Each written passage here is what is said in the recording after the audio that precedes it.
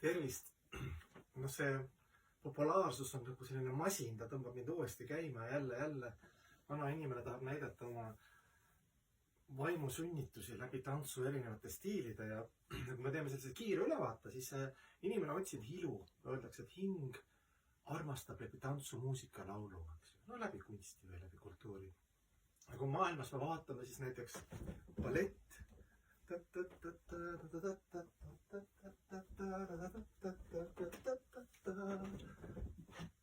Eks ju, ilus. Noh, silmale inimesed nagu üritavad ülespoole.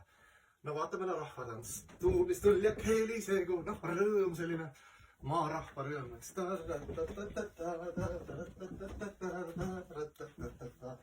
Pole paha, eks ju. Ka selline ilus rõõmus. Kui India tants Bharatanatyam, eks ju. Kaks ütleme, et seal lootusesilne Krishna, eks ju, mängib seal flööti. Noh, ka ilu.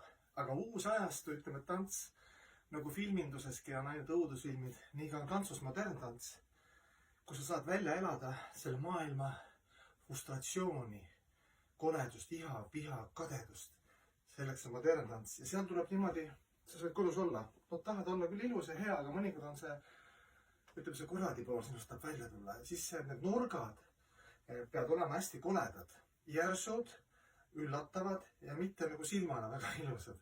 Ja põhiliselt põrandal. Ega välja see all näoga. Mitte asja. Ja kõik see lase frustratsioon välja. Hästi koledad.